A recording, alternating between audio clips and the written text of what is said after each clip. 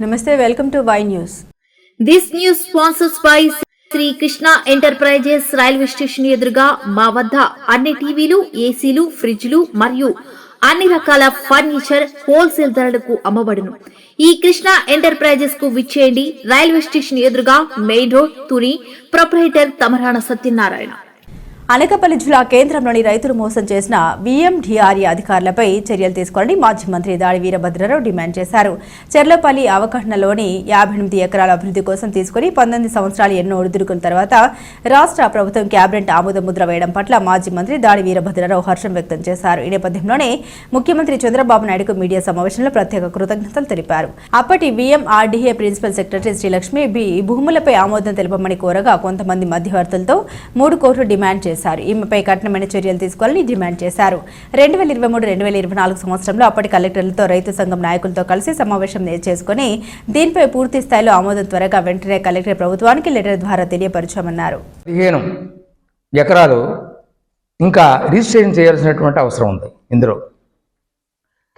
58 ఎకరాలు total project అయితే దానిలో రైతులు హ్యాండ్ ఓవర్ చేసినటువంటి రిజిస్ట్రేషన్ ద్వారా హ్యాండ్ ఓవర్ చేసింది 41 ఎకరాలు 46 సెంట్లు. 41 ఎకరాలు 46 సెంట్లు. ఇంకా రిజిస్ట్రేషన్ చేయవలసింది 15 ఎకరాల 27 సెంట్లు ఉంది. వాళ్ళు కూడా వాళ్ళ చేత కూడా ఒప్పించాను. వ్యవసాయదారుల సంఘంలో మీటింగ్ పెట్టి వాళ్ళందరి చేత ఒప్పించి వాళ్ళ చేత కన్సెంట్ లెటర్ తీసుకొని వాళ్ళ డాక్యుమెంట్స్ తీసుకొని కూడా ఇచ్చాం.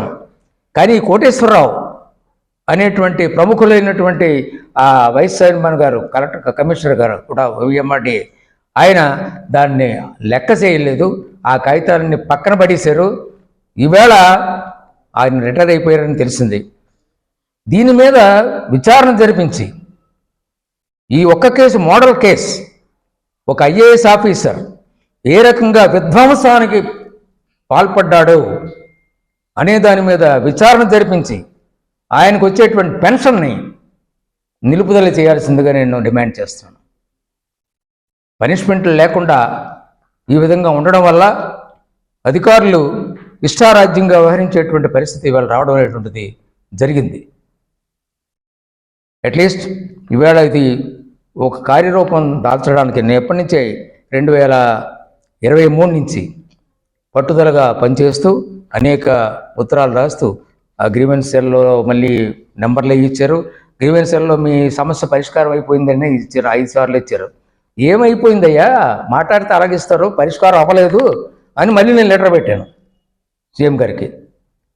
పెడితే అప్పుడు దీన్ని తీసుకెళ్ళి క్యాబినెట్కి పెట్టడం అనేటువంటి జరిగింది.